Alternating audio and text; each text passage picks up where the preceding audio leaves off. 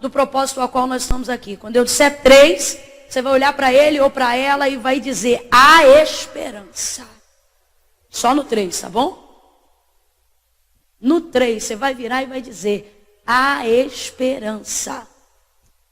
Na verdade, vamos dizer: há uma esperança. É 1, é 2, é 3. Libera a palavra, vai. Olhe para ele novamente e diga: está aos pés de Jesus. Você acredita nisso? Oh, aleluia! Oh, aleluia! Aleluia! Aleluia! Aleluia! Glória a Jesus! Glória a Jesus! Glória a Jesus! Cristo em nós, esperança da glória. Aleluia! Oh, aleluia! Como o texto que nós acabamos de fazer menção relata sobre si mesmo, Jairo. Qual é o nome do homem? Vamos embora, gente. Qual é o nome do homem? Jairo. Isso, Jairo era um principal na sinagoga. Uma pessoa identificada como príncipe dentro da sinagoga. Este homem era um maioral, dentre outros homens grandes na sinagoga. Ele tinha o poder de determinar quem sentava na fileira das cadeiras da frente, lugares reservados para pessoas especiais naqueles dias. Ele era alguém que conhecia a liturgia de A a Z. Um homem religioso.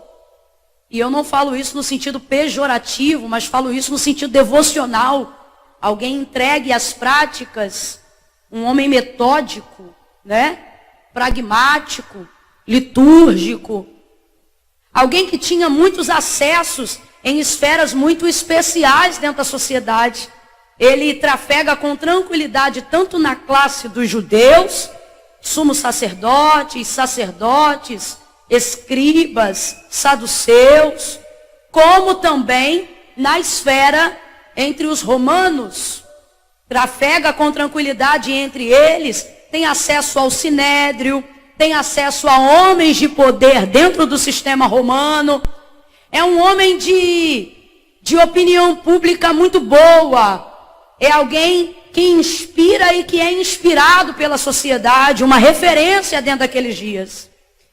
E o texto vai falar, não nessa ocasião, mas em outras oportunidades, como João capítulo 9, por exemplo, que naqueles dias ocupar a posição de Jairo não era nada fácil. Por quê?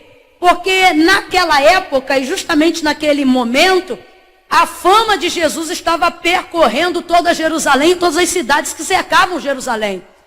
Jesus estava ficando muito conhecido, obviamente, por causa da maneira prodigiosa, dos milagres que realizava e da quantidade de pessoas que curava. O texto diz que aonde Jesus passava, afluía uma multidão de pessoas, e eu gosto desse termo, porque está falando como nascente. Saíam pessoas de todas as partes, de todos os lugares, para poder estar com Jesus, haja vista como o coração de Jesus se movia de íntima compaixão por todas as pessoas. O texto diz que todos aqueles que o tocavam, todos aqueles que estavam pelos lugares onde ele passava, seu coração se movendo de íntima compaixão, ele não selecionava, mas a todos ele curava. Manifestava assim o poder de Deus na terra. Era leproso sendo curado, era paralítico andando, eram pessoas sendo restauradas de todas as maneiras. E obviamente isso não poderia ficar sufocado. Por mais que Jesus dissesse, à medida que ele curava as pessoas, ele dizia: olha, não conteis a ninguém. Não conteis a ninguém. Tadinho. Será que ele não quer pegar um arzinho? Não, minha irmã. Será que não, tadinho?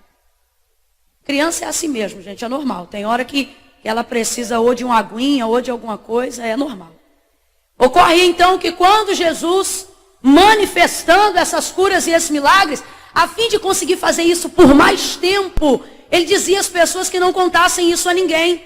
Ele dizia: olha, não conteis a ninguém. Óbvio que não era porque ele tinha vergonha do que ele fazia, pelo contrário, ele queria que a manifestação do reino de Deus se desse na terra, através da manifestação desses sinais e maravilhas. Só que Jesus sabia que à medida que a sua fama fosse percorrendo, a sua atuação e o seu poder iria diminuir na escala em que ele poderia fazer isso pelas pessoas, porque iam começar a procurá-lo, para matá-lo, para prendê-lo, para subjugá-lo, para que se cumprisse dele o que dizia a Escritura acerca dele. Então, por causa disso, Jesus dizia, não conteis a ninguém. Um leproso encontrou com Jesus na subida da montanha e disse para Jesus, se tu quiseres, tu podes me limpar. E Jesus disse para ele, eu quero ser limpo. E imediatamente o homem foi limpo. Isso é maravilhoso, diga glória a Deus. Aí Jesus disse, apresenta-se ao sacerdote e não conte a mais ninguém. Quem disse, meu irmão, que alguém que está carregando a lepra há tanto tempo vai conseguir ter a pele limpa como um bebê e vai descer do monte para falar só com o sacerdote? Depois que falou com o sacerdote, o homem contou para todo mundo. A mesma coisa com o paralítico, a mesma coisa com o cego de Betsaida, a mesma coisa com o cego de nascença. A todas essas pessoas que Jesus curava, elas manifestavam a sua alegria, dizendo, olha o que ele fez comigo. Dá uma olhadinha para quem está do teu lado e diz, olha o que ele fez comigo. A gente não aguenta, irmão. Quando Jesus faz uma obra na nossa vida, é impressionante. A gente vai pela rua falando o que ele fez, ao ponto que a gente fica chato e começa a perguntar para todo mundo, você conhece Jesus? Você conhece Jesus? Você precisa saber o que ele faz, menina. Ele fez na minha vida, ele vai fazer na sua, ele é bom, ele é Jesus. A gente não aguenta. A gente não aguenta. E o povo não aguentava. Então a fama de Jesus foi propagando-se e isso foi diminuindo o seu poder de atuação em larga escala em razão de ficar conhecido e perceber que o seu tempo estava ficando remido. Então, somente por isso Jesus dizia, não conteis a ninguém. Era uma maneira de Jesus, na incógnita e dentro do que seria impossível, mas dentro do que ele acreditava ser possível, num anonimato, ele poderia alcançar o maior número de pessoas. Mas isso não foi possível.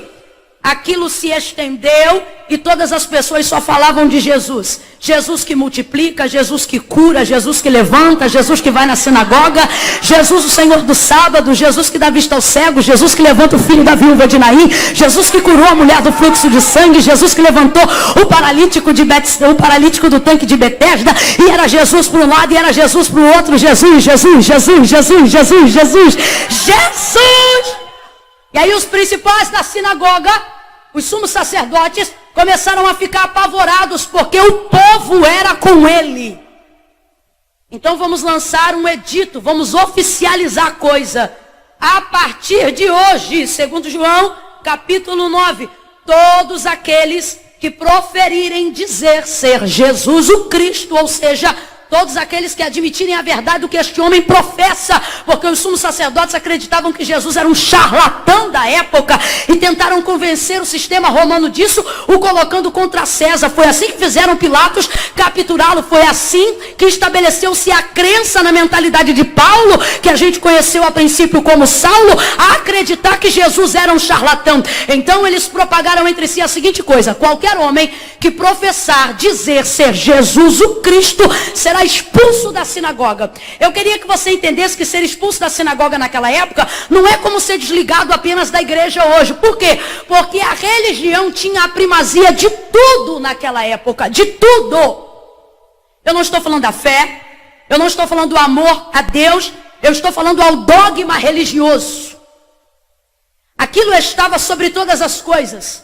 Não pertencer àquilo era como o equivalente a ser excomungado dentro do catolicismo. Uma coisa que há 30 anos atrás impedia até alguém de casar ou de ser constituído dentro de uma família, porque acreditava que tal indivíduo perdia até a sua alma.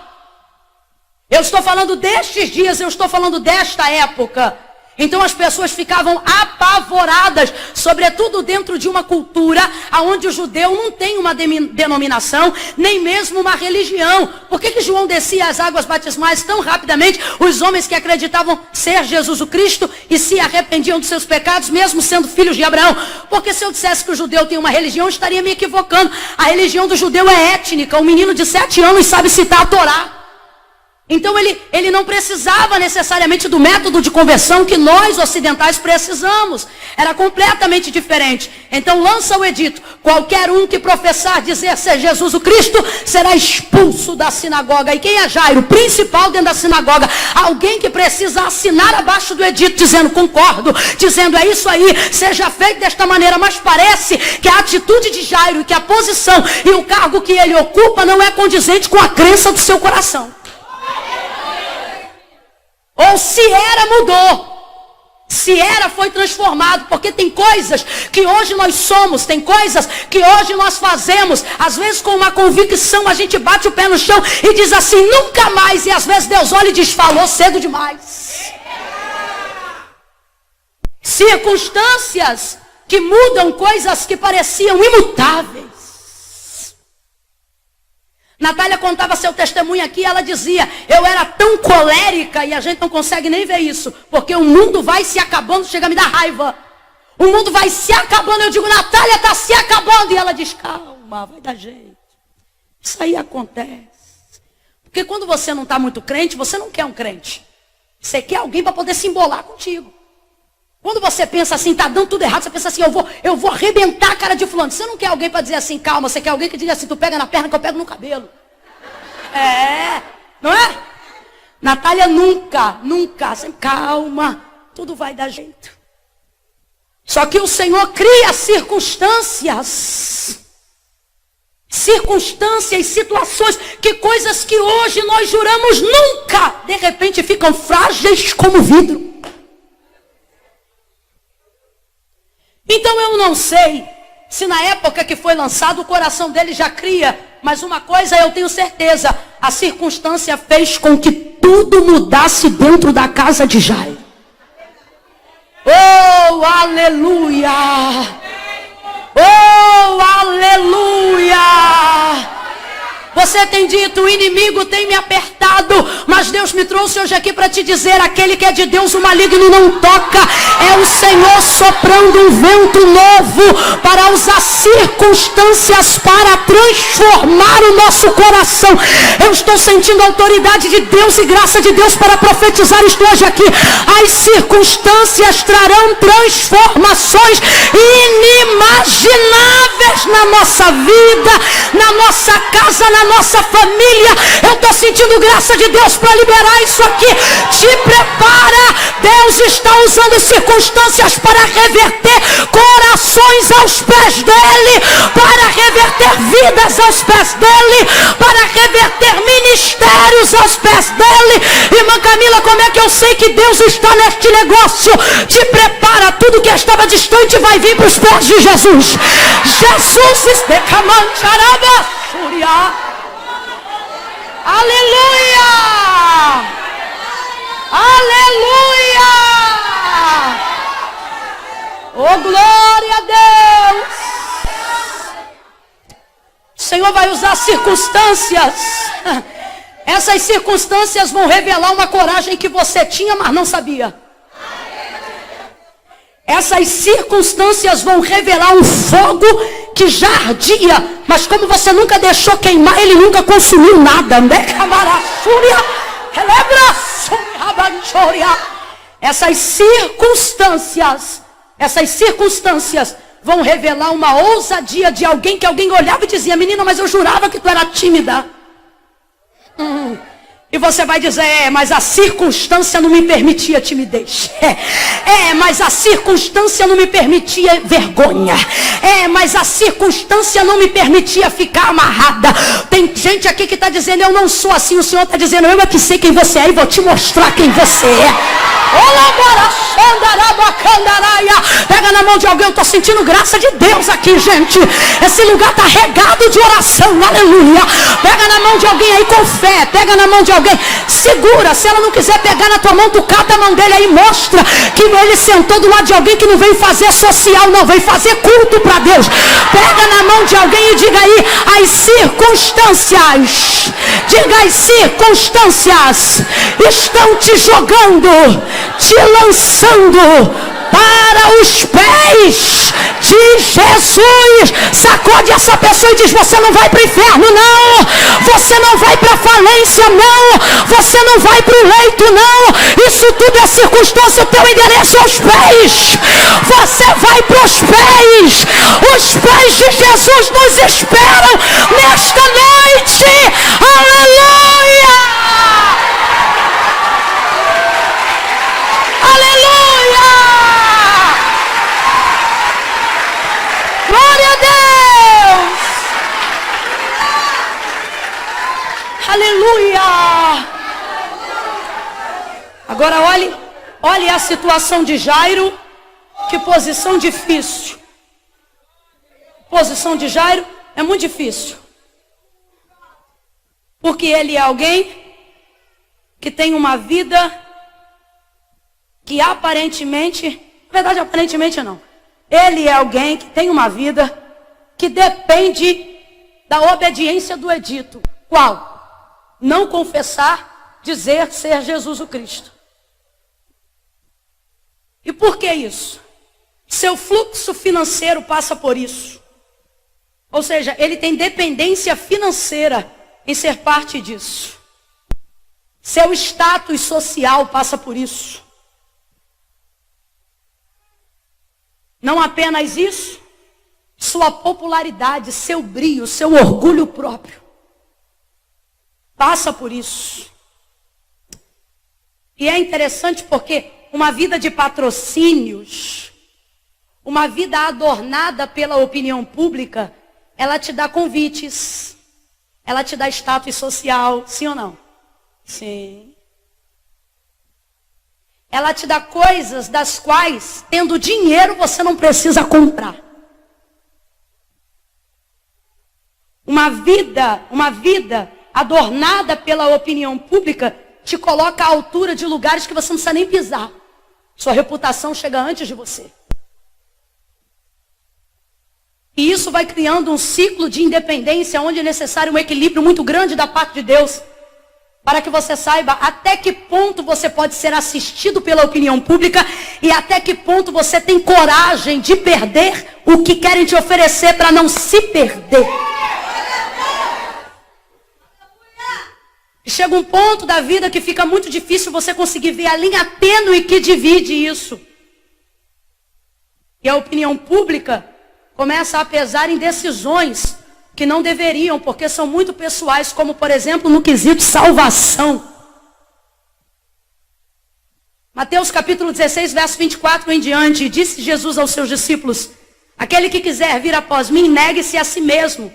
Muitas vezes negar a si mesmo é negar o que esperam de mim. É não trabalhar com a expectativa que colocam sobre mim. É não tomar decisões em cima das expectativas que as pessoas colocam sobre mim. Sabe por quê? Não em um tempo muito distante, mas mais rápido do que a gente imagina, porque a vida passa assim. Você perceberá que não foi o que queria na tentativa de ser o que todo mundo esperava e no final termina frustrado. Porque você não foi o que sonhou e nunca vai conseguir ser o que as pessoas esperam de você. Então é muito perigoso isso. Jairo está justamente nessa situação. Eu vou tentar trocar para miúdos, porque eu quero que todo mundo tenha consciência plena do que o Espírito de Deus está revelando ao nosso coração. Hoje ele está agindo no profundo, no oculto e no escondido nessa noite aqui. Coisas que a gente não fala a ninguém, coisas que são inescrutáveis à visão humana, ou até mesmo à ciência, na psicologia. O Senhor está entrando e vai tratar conosco nessa noite. Coisas que estão impedindo a nossa fé de romper. Coisas que estão impedindo o nosso ministério de crescer. Nunca se houve um tempo, e eu posso dizer isso, porque vivo há pelo menos 15 anos dentro desse fluxo. Então, consigo ver o que é certo e o que é errado. Nunca se houve um tempo onde as pessoas achavam que ministério dependia tanto de publicidade. Né? Pessoas levadas pela opinião pública. Talvez você diga, irmã Camila, qual é o problema de ter um patrocínio? Qual é o problema de ter uma ajuda? Só para você entender, é como se Jairo fosse alguém de muitos seguidores. Jairo fosse alguém que dependesse disso e de que em algum momento da sua vida tudo deveria transitar por isso. Só que tem um problema. Quando a opinião pública se torna tão importante a ponto de sustentar a tua casa, a ponto de sustentar a tua crença, a ponto de nortear as suas decisões, ela também manipula você e tudo que você possui. E esse é o grande problema. Jesus tanto sabe que isto é uma verdade inerente a nós, que ele vai chegar a colocar isto como quesito na profissão de fé. Olha o que Jesus vai dizer, não é pastor, não é igreja, não é homem, não é mulher, é Jesus. Jesus vai dizer assim: aquele que me confessar diante dos homens, eu também o confessarei diante do meu Pai que está no céu. Olha o que ele diz: Mas aquele que se envergonhar de mim. Aí eu te pergunto, ele diz aquele que não crê? Não, ele diz aquele que tem vergonha do quê? Do que crê. Crê, mas não pode confessar. O que minha mãe vai pensar de mim? Crê, mas não pode falar. Vão pensar que eu sou otário. Crê, mas não pode confessar. Eu não posso andar com Bíblia. Crê, mas não pode permitir com que a sua fé suprima a opinião pública. Aí Jesus está dizendo, quem me ama me confessa diante dos homens.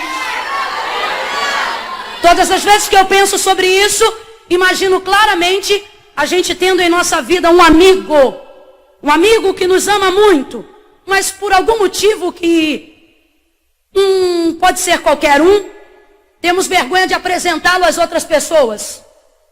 Pense aí, um amigo que gosta muito de você. Pense, por favor, imagine. Um amigo que gosta muito de você, mas que diante de outras pessoas você tem vergonha de apresentá-lo. Sei lá, vai que é o jeito que ele veste, o cheiro que ele tem. Um amigo sincero, um amigo real, um amigo que você ama, um amigo que te ama. Mas na hora de apresentar as pessoas você tem vergonha. Essa amizade vai durar muito tempo? Jesus está dizendo, eu sou esse amigo. Quantas vezes você fala comigo lavando louça, fala comigo dirigindo carro? Quando a coisa aperta é meu nome que você clama. Mas porque sua mãe te ensinou que tem um Deus assim, que tem um Deus assado, que tem outro. Para não desfazer do que sua mãe te disse, você não professa a sua fé. Aí Jesus está dizendo, o seu problema nunca foi falta de fé. Porque você crê. Tem gente que está aqui hoje que diz assim, não, minha irmã Camila, eu vim porque eu gosto. Não, você veio porque crê. Ninguém fica até 11h20 da noite numa igreja sem crer. Você não está aqui por causa do timbre da minha voz. Não, você não está aqui por causa de ninguém. Você está aqui por um motivo. Em algum momento você pensa, vai que Jesus fala comigo. Vai que Jesus aparece naquele lugar. Eu sei o que é isso, já estive na sua posição. Eu sei o que é você vir para o culto, ouvir o apelo, mas ter na sua mentalidade a verdade falada. O que é a verdade falada? Uma coisa que não é necessariamente verdade, mas se torna verdade tantas vezes que você ouve e acredita que é.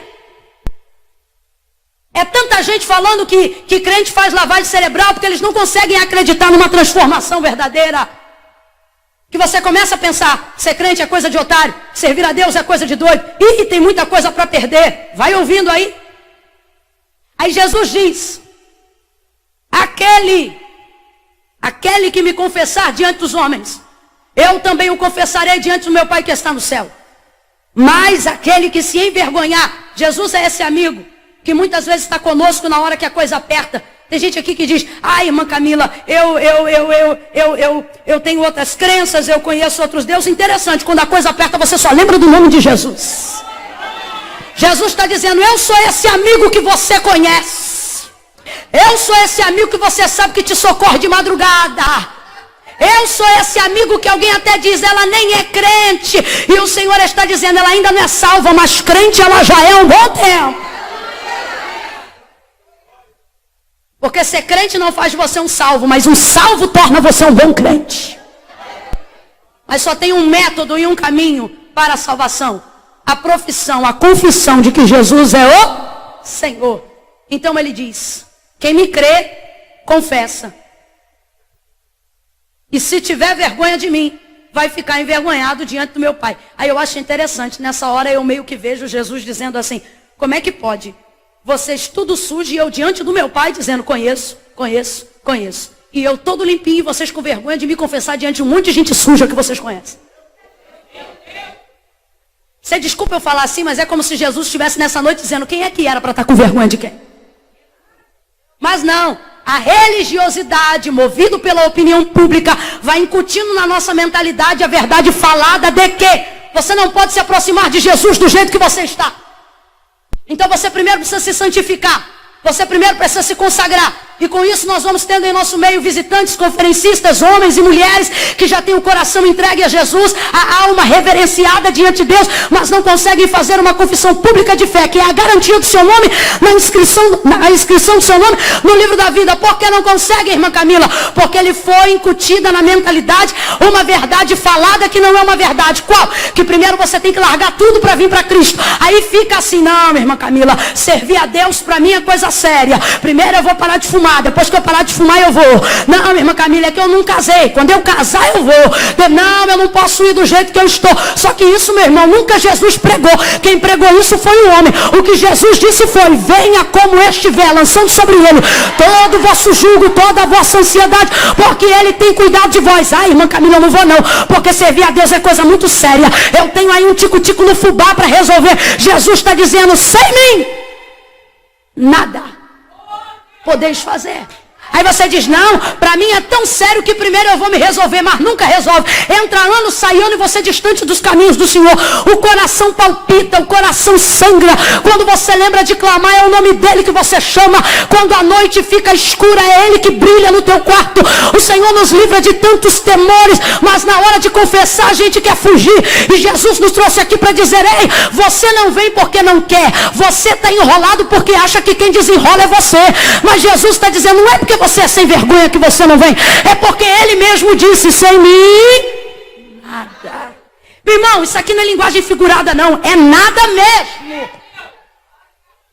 Jesus está dizendo: comigo você já fica em alguns rolos, sem mim então você não faz nada. Mas não, ai irmã, eu tenho um tico-tico no fubá. Jesus está dizendo: vem, traz o tico-tico, com o fubá eu faço um angu e ainda boto o teu nome no livro da vida. Vem. Movido pela opinião pública, por verdades faladas, criamos uma série de sofismas e uma série de barreiras para uma coisa que deveria ser tão simples quanto é e foi para o ladrão do Calvário. O ladrão que estava à direita de Jesus e que não está mais lá, mas está salvo no paraíso. Diga para mim, quantas ceias ele tomou? Quantos sermões da montanha ele ouviu Jesus pregar? Ele estava na multiplicação dos pães e dos peixes, viu Jesus andar sobre as águas, presenciou a cura e algum milagre que Jesus manifestou, esteve na sinagoga, sentou-se à mesa na celebração da ceia? Não, mas olhando para Jesus disse: Senhor. Qual foi a primeira palavra que saiu da boca dele? Só que ele falou isso diante dos carrascos, falou isso diante do outro ladrão, falou isso diante de Jesus. Que é isso? Confissão pública de fé. Senhor. O Senhor aqui é com S maiúsculo. O que ele está dizendo? Ele está dizendo: eu não estou te chamando de Senhor por respeito, eu estou reconhecendo que tu és o Senhor. Senhor, filho de Davi, tem misericórdia. Oh meu Deus. Bartimeu fez o mesmo clamor. Mateus capítulo 15, 21, a mulher cananeia fez o mesmo clamor. Bartimeu em tese não podia clamar, a cananeia também não, mas da boca de todos eles há uma profissão em comum que os torna iguais, mesmo diante de todas as suas diferenças. Senhor. Ele olhando para Jesus disse: se possível for, lembra-te de mim quando entrares no teu. A 1 milésimo de segundos antes de proferir essa expressão, ele era réu do inferno, condenado aonde João disse que viu, aonde o fogo não apaga e o verme não morre, aonde há um lago de enxofre. Se você está achando que o inferno é aqui, te prepara, porque não é não. Que Deus continue levantando os pregadores de céu e inferno para parar com essa abobrinha de dizer que céu e inferno é aqui. Não é não. Ao limbo de Apolion e a nova Jerusalém que de Deus descerá adornado. Isso aqui é a terra. O céu existe, o inferno também. E Jesus quer dar livramento a alguém nessa noite aqui. Aí, irmã Camila, eu não tenho o que escolher. Tem sim. Isso aqui é igual voto em branco. Se você vota, você tem que votar nulo. Porque se você vota em branco, o partido que tem maioria de votos recebe seu voto como pontuado. O que isso significa? O Senhor está dizendo: céu e inferno é escolha. Ele já te deu o céu, mas você tem que decidir para lá. Senão, o diabo escolhe para você. A 1 milésimo de segundos antes de proferir esta palavra, este homem era réu do inferno. Por causa dos seus delitos, seus crimes e suas obras, porque eram más. Mas porque abriu a boca e disse: Senhor, eu nunca vi uma conversão tão rápida. Jesus olhou para ele e de vez de dizer réu, de vez de dizer criminoso, porque era o que ele era, sim ou não? Não, quando ele abre a boca para dizer Senhor, querendo a salvação, Jesus abre a boca, olha para ele e diz: filho. Jesus disse o que, gente? Jesus disse o que, gente? Filho. ainda hoje,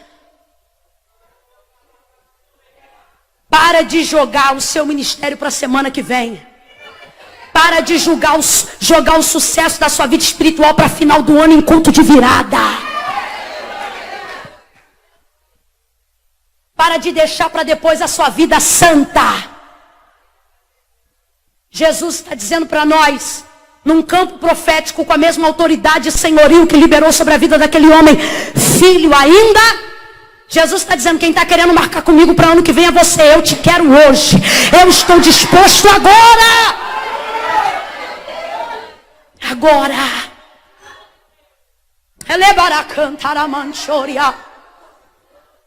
Estamos jogando milagres diariamente para amanhã. Estamos jogando pretensões espirituais diariamente para o ano que vem.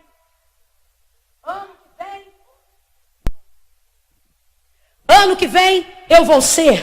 Daqui a um mês eu farei. E Jesus está dizendo, eu fui na cruz para te dar garantia de hoje, não de amanhã. Oh, aleluia. A cruz não foi para o seu amanhã. A cruz foi para o seu hoje. Lhe digo mais, o sacrifício se evidenciou quando Jesus estava na cruz, mas para que o nosso presente fosse garantido, o texto diz que o Cordeiro já estava preparado antes da fundação do mundo, para que nós tivéssemos a garantia do hoje. E eu acho muito propícia essa palavra, porque nunca antes decisões tão importantes acerca da nossa vida emocional, acerca da nossa vida espiritual, foram norteadas por causa de opinião pública, por causa de curtidas, do que pensam da gente, do que acham ao nosso respeito. Quantas confissões públicas de fé, quantas libertações deixando de ser vividas, quantas experiências deixando de ser sentidas, porque a gente está preocupado com gente que não paga a nossa conta, não bota comida na nossa mesa, não enche a nossa vida de alegria. Não nos dá alegria verdadeira. Pegue na mão de alguém, eu estou sentindo ousadia do Espírito Santo para entregar essa mensagem. Sacode ele e diga hoje. Vai aos pés. Diga vá aos pés. Diga vá aos pés. Hoje. O batismo do Espírito Santo é para hoje. Teu ministério é para hoje. A graça foi revelada para hoje. Jairo!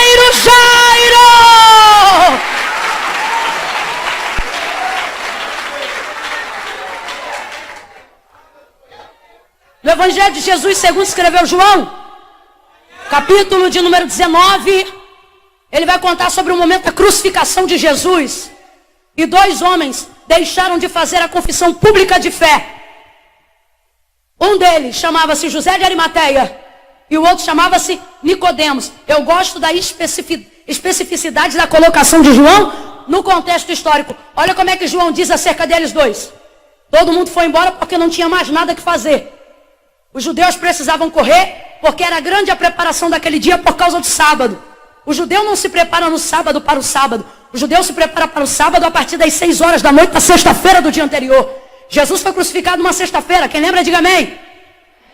E porque já se aproximava às 6 da noite, era necessário que todo mundo corresse, porque depois das 6 judeu não fazia mais coisa nenhuma.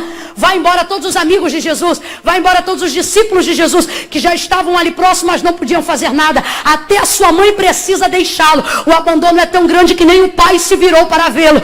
O texto diz que todos vão embora, e quando ele está ali sozinho, e alguém pensa, não há mais esperança nenhuma, veio então um carrasco com um pedaço de madeira. Por quê? Porque os corpos não podiam ficar expostos no madeiro. Os judeus disseram, olha, amanhã é sábado, como é que isso aí vai ficar exposto? Isso aqui abre um parênteses, uma mensagem de outro dia. É gente que se guarda da santificação querendo matar o outro. Eu me lembro que quando entregaram Jesus a Pilatos, Pilatos disse assim, julga ele segundo a vossa lei, porque ele não é romano, ele é judeu. Aí eles disseram assim, na nossa lei não pode matar, como a gente quer que ele morra, julga você. É o tipo de gente que diz assim, eu não mato, mas manda matar, né, miserável?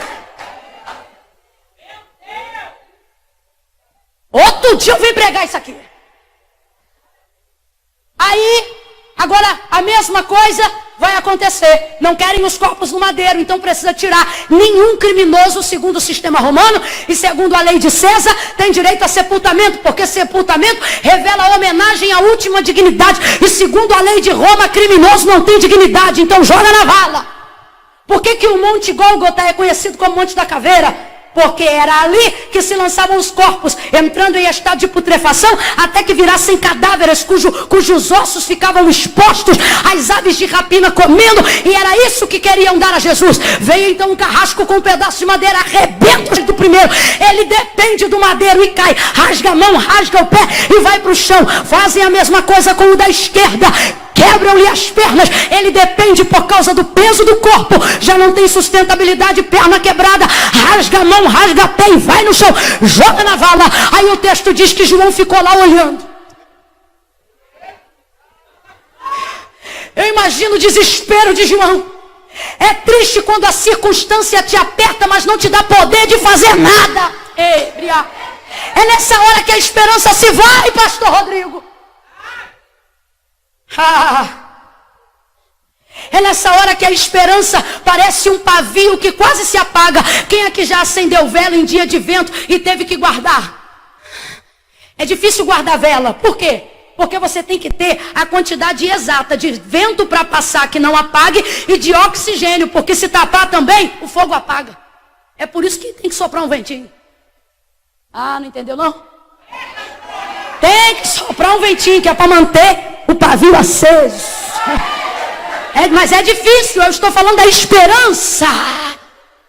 Da esperança. Eu imagino João, que nem a gente dentro de casa, tentando manter acesa a esperança. Seu herói, sua vida, seu amor, aquele que lhe fez ter a ousadia de dizer o discípulo a qual Jesus amava. Ninguém nunca disse isso de João, a não ser ele mesmo. Tão amado ele se sentia. Vendo, o texto diz que ele ficou e viu. Aí ele ainda escreve e diz assim: eu, João, vi e testifiquei, para que dizendo para vocês o que eu vi, vocês creiam no que eu vi. E o que foi que aconteceu, João? João 19, ele vai contando. Fizeram com o da direita, arrebentaram o da esquerda, mas chegando-se, porém, a Jesus, não puderam, porque sobre ele havia uma palavra nas escrituras de Isaías que diz: nenhum dos seus ossos poderá ser quebrado. Isso aqui é tipologia do corpo de Jesus na igreja. Pode estar cuspido, pode estar moído, pode estar arrebentado. O sistema pode vir, levanta legislativo, executivo, judiciário. O sistema de Roma, a antiga Babilônia está aí dentro de Roma, está aí dentro do Planalto. Satanás e seus demônios tentam governar o mundo, bloqueando o entendimento, pressionam a igreja, apertam a igreja, e quando alguém vem com o pau na mão para dizer: nós vamos acabar com isso, acontece o que aconteceu, porque somos o corpo de Cristo. Segundo Paulo falou aos Coríntios, não puderam. Por quê? Porque pode cuspir, pode vaiar, pode morder, pode debochar, quebrar. Ninguém quebra, ninguém quebra a igreja. Levanta a mão se você é igreja e reaja.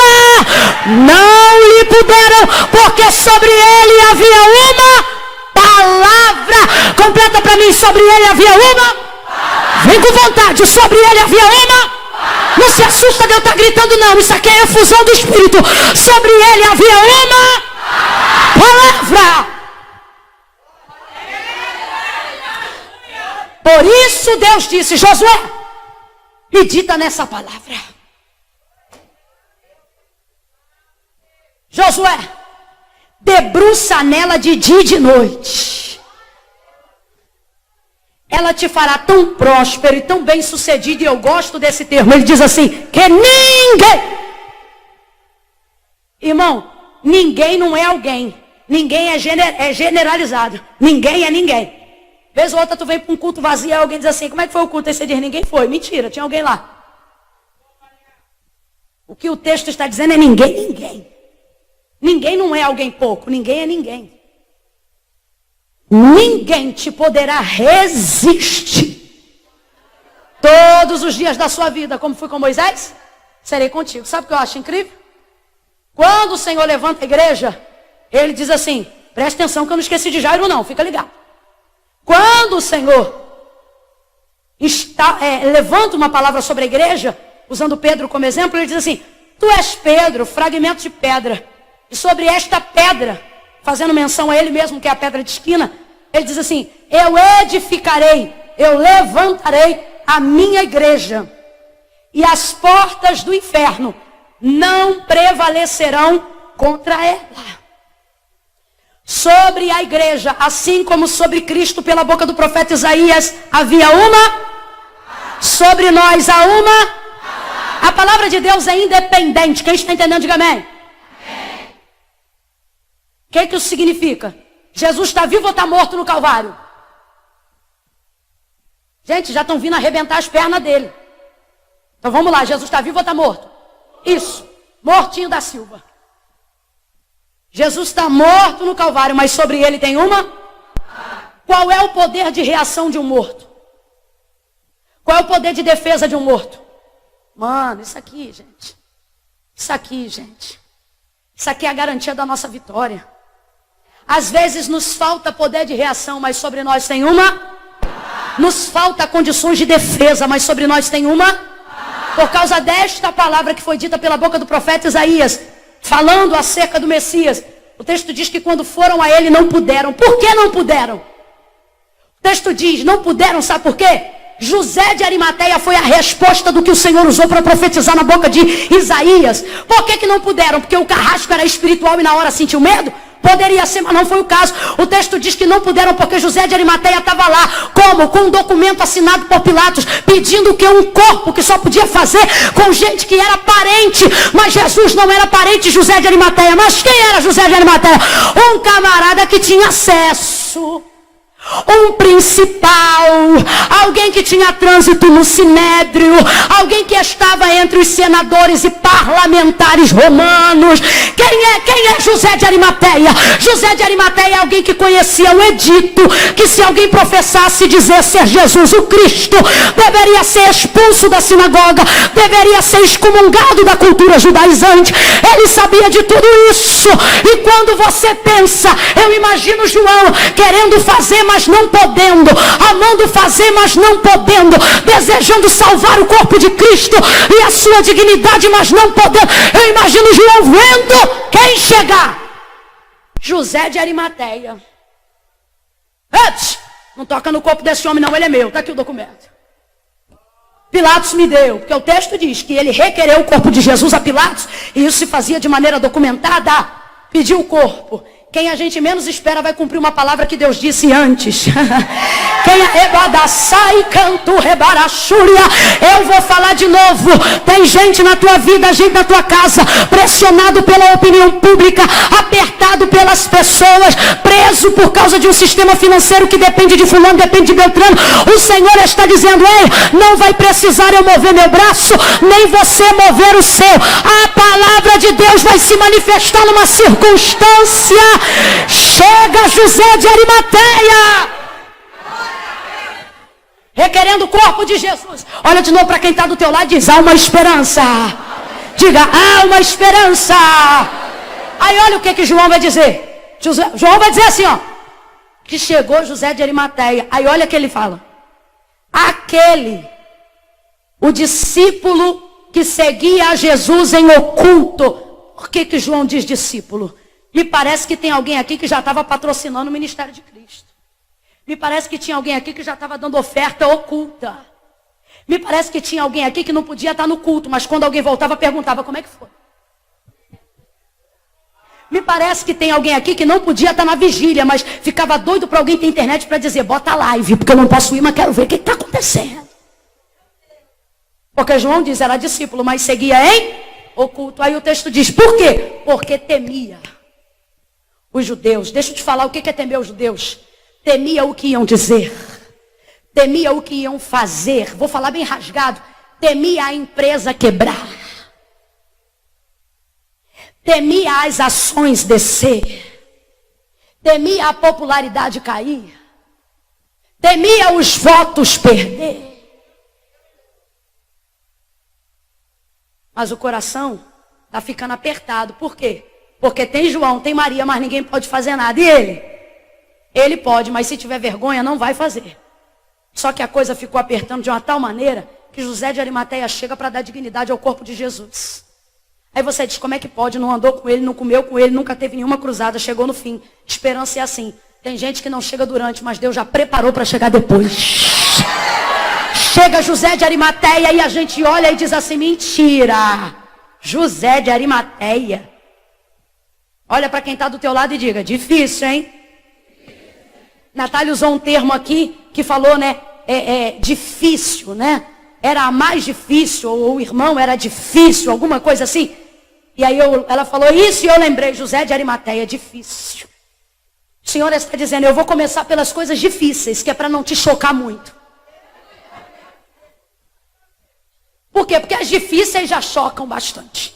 Quem é José de Arimateia? José de Arimateia é aquela pessoa que se preocupa tanto com o que está ao redor, que você pensa, esse nunca vai confessar a Cristo. Esse nunca vai chegar. Aí daqui a pouco você está num culto, quem vem chegando? José de Arimateia. Aí você diz, difícil, o Senhor está dizendo, não se impressiona não, que o impossível vem logo atrás. Quem é ele? Nicodemos. Olha para quem está do teu lado e diz, Deus começou com o difícil, mas vai terminar com o impossível. Quem recebe essa palavra profética, Deus te trouxe hoje aqui para dizer que a tua esperança vai ver o difícil se mover e o impossível acontecer. Chega, José de Arimateia. Deus está me dando graça para dizer, o teu José de Arimateia vai chegar depois. Chega, José de Arimateia. E logo em seguida quem vem? Nicodemos. De Nicodemos, João não tem nem coragem de chamar de discípulo. João diz, aquele que viu Jesus de noite. Só que ele vem carregando uma saca como se fosse uma efa de farinha, de 10 quilos de farinha. Mas não são 10 não, são 34 quilos de mirra e de aloés. Que ele está preparando para poder esmiuçar e embalsamar o corpo de Jesus antes de colocar dentro do sepulcro. O que uma pessoa está fazendo com 34 quilos de especiaria dentro de casa? Não é o que o texto diz, isso sou eu que estou falando. O que eu sei é que ele tinha bastante especiaria em casa. Para que propósito era, eu não sei. De uma coisa eu sei. Quando li o texto, o Senhor falou comigo. Quem deveria aparecer durante, mas por medo, não apareceu. Não se manifestou. Reteve coisas na sua vida. Diga para essas pessoas, o Senhor me disse assim, que aquilo que eu não restituí, ou seja, o tempo que José de Arimateia e Nicodemos perderam na vida com Jesus, não podia ser restituído. Porque naquele momento Jesus estava, mas Jesus disse, eu criei uma circunstância onde eu não estou presente para restituir, mas eu compensarei. O que é isso? Chega Nicodemos trazendo 34 quilos de mirra e de aloés. É o Senhor dizendo, o que ele não usou durante, eu estou dando graça para usar depois. Mãe Camila, não entendi, isso é uma palavra específica para Pibi de Guaxindiba. Se você crê que não só como pregadora, mas como um arauto do Eterno, Deus me trouxe nessa noite, como mensageira, eu estou entregando aqui, acerca desta cidade. Tem gente em casa que podia estar abençoando esta igreja.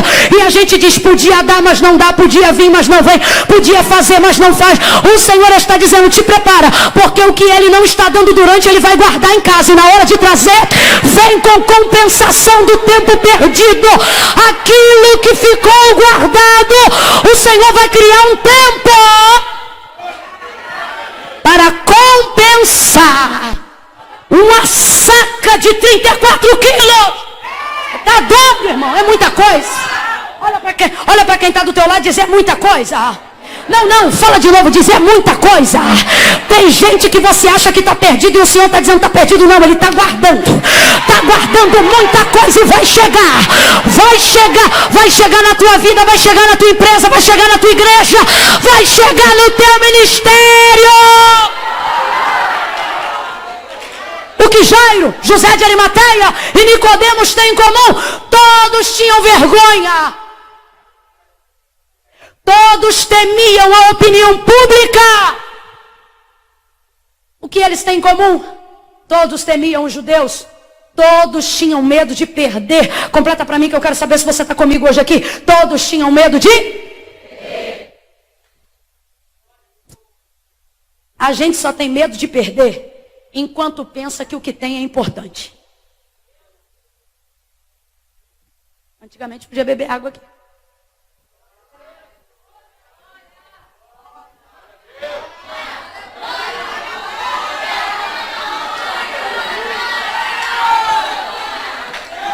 Glória a Deus, nada mudou. Agora eu vou beber água de coco que é mais gostosa.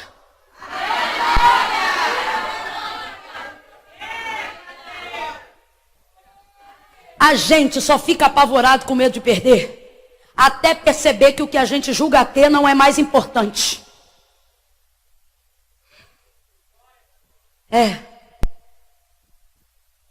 Tudo é uma questão de prioridades.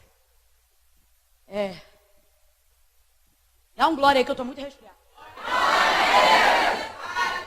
Eu posso não? Isso.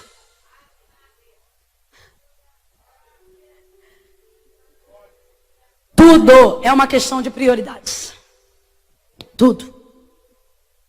Eu posso chegar para você e dizer assim, vamos supor que você está com uma unha bonita, daquelas caras de porcelana. 35 conto cada unha.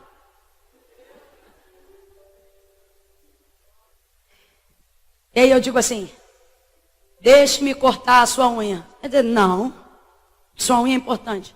Aí eu digo, então tá bom, então eu vou te dar a escolha. Ou você me dá a sua unha, ou você me dá seu dedo. Imediatamente você me dará, porque tudo é uma questão de prioridades. Coisas que agora são importantes, de repente deixam de ser, à medida que outras coisas começam a acontecer. Sabe o que eu vejo interessante entre Jairo, José de Arimateia e Nicodemos? O status é importante. A opinião pública é importante, sabe por quê? Jesus está sempre ali. Só que quando, no caso de José de Arimateia e Nicodemos, Jesus não está mais presente, parece que eles percebem que tudo que eles guardavam não se comparavam. A perder a presença de Jesus definitivamente, porque eles não sabiam que Jesus ressuscitaria. Quantas coisas a gente agarra, a gente se apega, até que de repente a gente percebe que não é o que a gente tem, é como Jesus faz a gente se sentir que é importante. Jesus tem um poder de fazer a gente sentir coisas que coisas nenhuma podem fazer a gente sentir. Eu vou falar de novo. Jesus tem um poder de fazer a gente sentir coisas que coisas nenhuma podem fazer a gente sentir. Ele tem um poder incrível disso.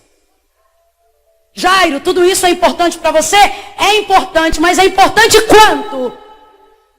É importante até que a minha filha não esteja à morte. A opinião pública pode te dar muita coisa. Patrocínio pode te dar muita coisa. O dinheiro pode te dar muita coisa. Mas eles nunca podem te dar o que Jesus tem para te dar.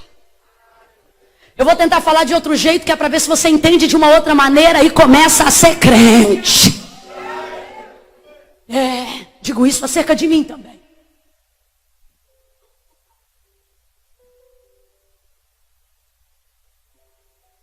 A opinião pública pode te dar convites. Só Jesus te dá acessos.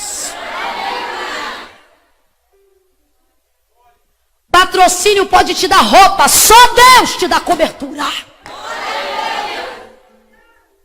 Grifes podem te dar sapatos. Só Jesus te dá chão sobre os pés e segurança para caminhar. Rede social pode te dar relacionamentos. Só Jesus apura a aliança. Um homem pode conhecer uma mulher pode conhecer um homem, mas só Deus tem poder de eternizar um casamento. Deus te trouxe aqui para te dizer, a pergunta não é se o que você tem ou o quanto você quer o dinheiro pode comprar. A pergunta é se o que Jesus tem para te dar alguma coisa paga. É tudo muito importante para Jairo, mas por causa de uma circunstância, tudo isso vai aos pés de Jesus.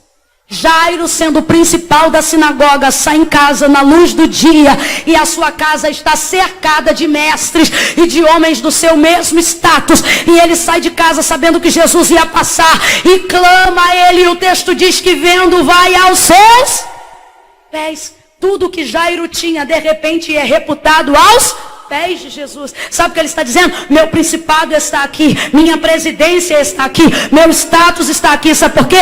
Porque tudo que eu tenho não é nada diante do que o Senhor pode fazer pela minha filha.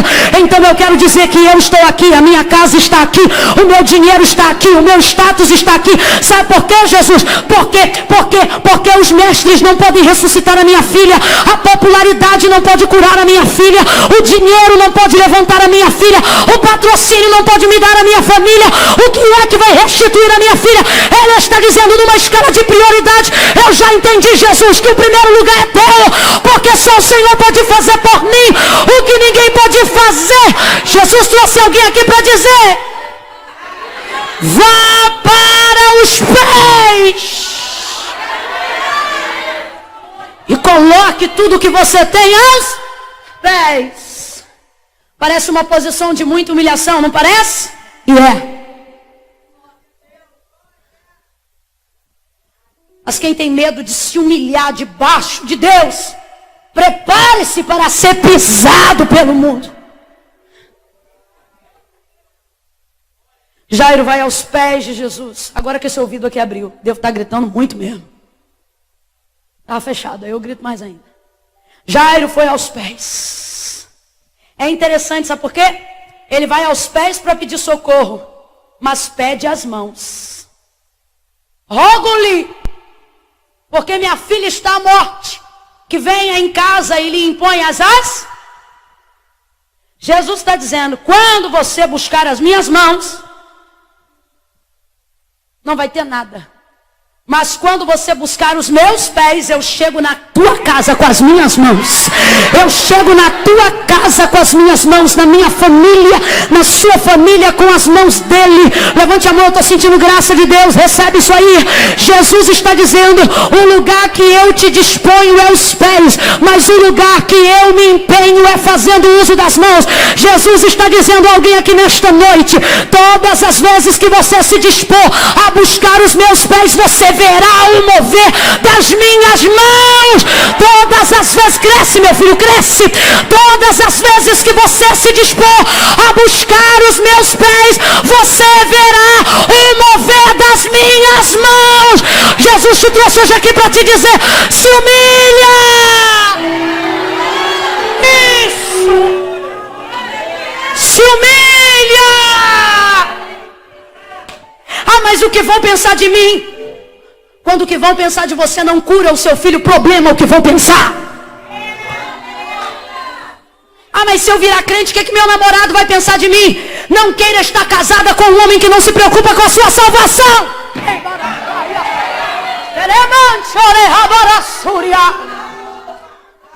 Helena Tanuri tem uma frase muito forte, eu já caminho para concluir.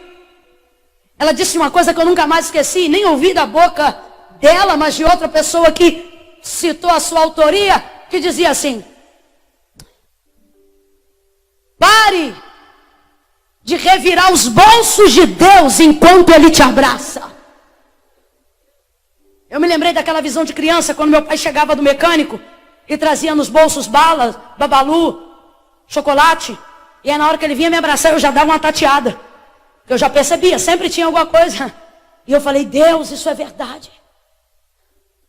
Quantas vezes desprezamos o afeto de sua presença em prol daquilo que Ele pode nos dar? E aí o Senhor falou comigo: nos meus pés não tem bolsos. Ele disse: nos meus pés você revela o quanto você precisa. Aí quando eu olho para a palavra de Deus, eu percebo que ninguém saiu de mãos vazias quando se derramou diante dos pés de Jesus. Eu não estou dizendo de usar isso como válvula de escape. Ah, então já sei, a simpatia é buscar o pé. Não, eu estou falando de intenção. Jairo vai aos pés. Aí ele diz assim: rogo-lhe que impõe as minhas mãos. Jesus diz assim, perdão, Jesus não diz nada. O texto diz assim: e foi com ele. O que é isso? Jesus já decidiu por Jairo, sim ou não? Sim ou não? E foi com ele. Só que no caminho a mulher do fluxo de sangue tocou em Jesus, e Jesus quis saber quem tocou. Isso aí deu aparentemente uma parada no processo de Jairo. Aí parece que, está protelando o meu milagre. Jesus está dizendo, não, aquilo que eu decidi fazer na tua casa é tão grande que no caminho eu já estou executando. Ah, Jesus de Nazaré.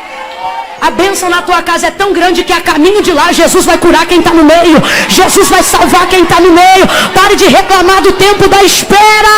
Jesus está largando a extensão do milagre. Jesus está largando a extensão do milagre.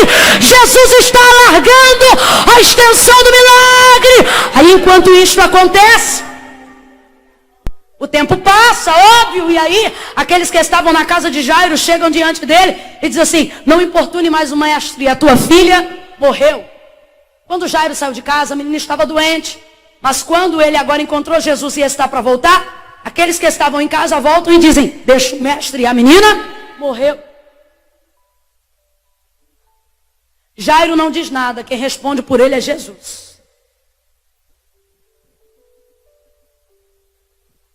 O texto diz que Jesus não fala para ele, sabe por quê? A gente tem que parar com essa mania de usar o tempo que Jesus tem com a gente para responder os outros. Ah, não, vou falar bem rasgado. Você tem que parar de ficar usando o tempo na tua oração para dizer, fala com ele, visita ele. Jesus está dizendo, eu estou com você, visitando você, falando com você. E você quer usar o tempo que eu estou com você para gastar com quem não está nem aí para você. Jesus vai responder, mas não é a eles, é a Jairo. Jairo, não importune mais o mestre. Aí Jesus olha para Jairo e diz, Jairo, crê somente. Tem esperança ou não tem? Tem esperança ou não tem? Só quem acredita, deixa a bolsa, a Bíblia no banco e fica de pé num salto de glória. Só quem acredita que Jesus te trouxe hoje aqui para te dizer, crê. Somente crê. A opinião pública não vai mais suprimir as nossas decisões em Deus. O que pensam de nós não terá mais o poder de nortear decisões importantes que precisamos tomar. Nós vamos viver a libertação de um cativeiro social. Deus está falando isso comigo aqui agora. Eu vou repetir de novo. Nessa noite, nós vamos viver a libertação de um cativeiro social. Eu vou falar de novo. Nesta noite, nós vamos viver a libertação de um cativeiro social.